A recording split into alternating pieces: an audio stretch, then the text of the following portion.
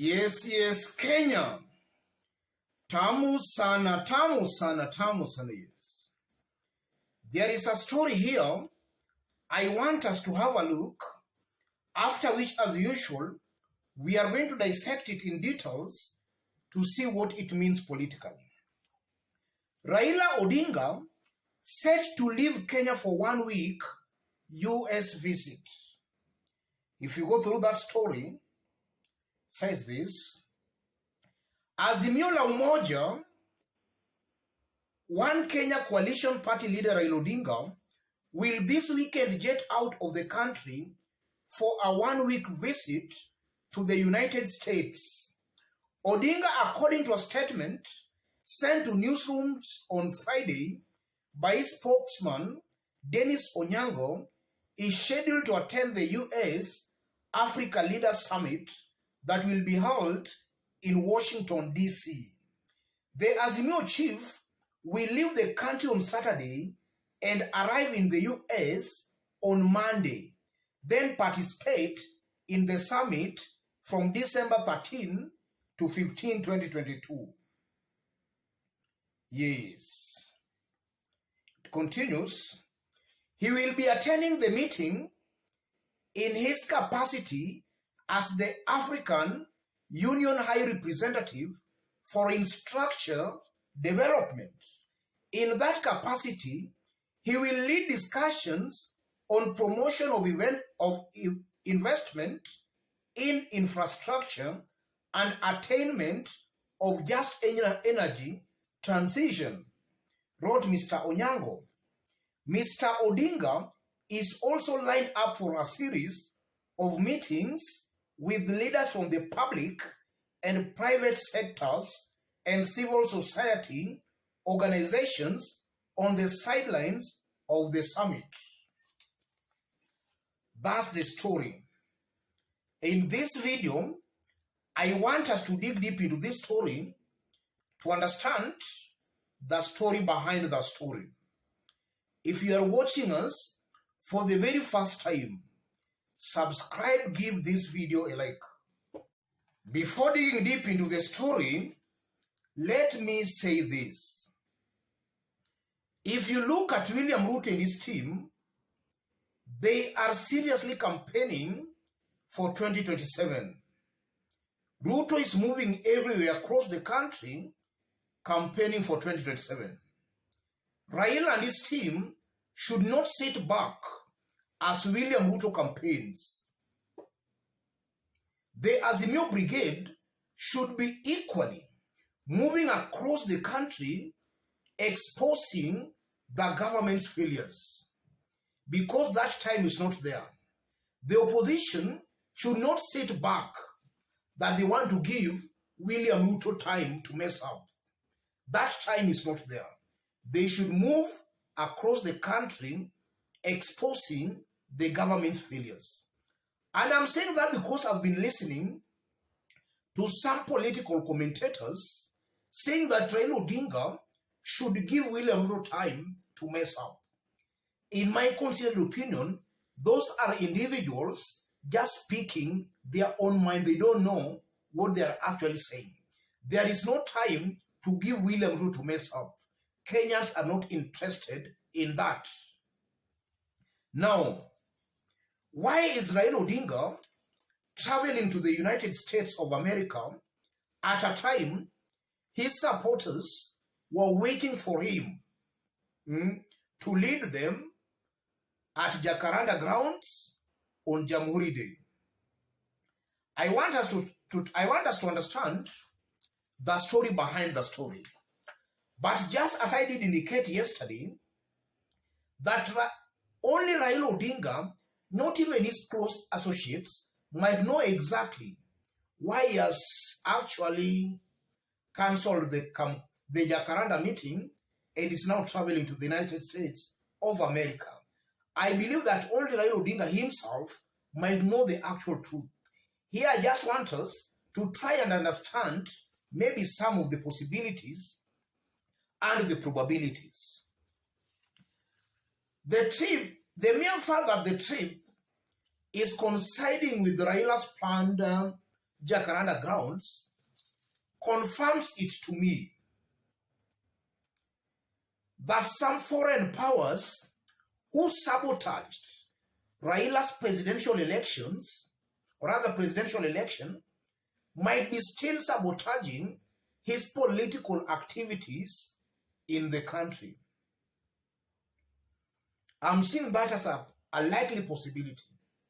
Why is it that the organizers of that event, or rather those Raila meetings, saw it fit to coincide with the dates Raila had set for the Jacaranda meeting?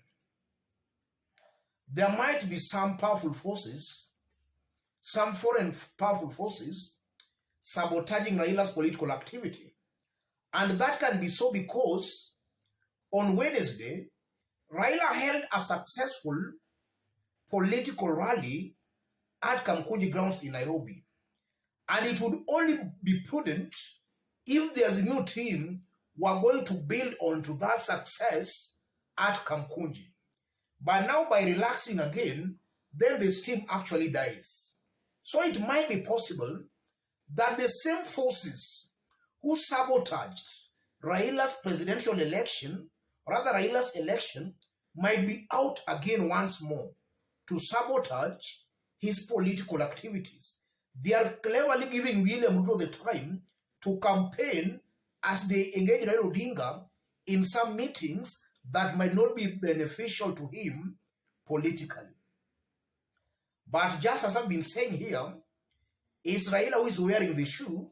He knows best where the shoe pinches him. We cannot advise him because I believe he knows better than we do know. Secondly, I'm seeing a Raila Odinga and there's new brigade who in the first place were not serious or even ready for the Jacaranda meeting. It was just a threat. I don't think Raila Odinga and his team were ready for that meeting. Yes, they were ready for Kamkunji meeting, but not for Jacaranda meeting. So I'm seeing a Raila Odinga who is just taking a tactical retreat from that meeting because after all, they are not planned for it. And even if they plan for it, Raila believes they are not well prepared for the event. So Raila is just taking a break, maybe to plan better for their next public meetings, because according to Dennis Onyango, Raila has made it very clear that upon his return, they'll continue with their public engagements. So I'm seeing Raila Odinga taking a tactical retreat to plan better for their next public meetings. For this one, most definitely they were not ready or even planned for this. Thirdly, I'm also seeing a possibility where Raila Odinga has laid out an elaborate strategy for his public engagements, and those public engagements might need a lot of finances. So Raila is out there to meet maybe some of his friends and donors who can bankroll those planned public engagements going forward.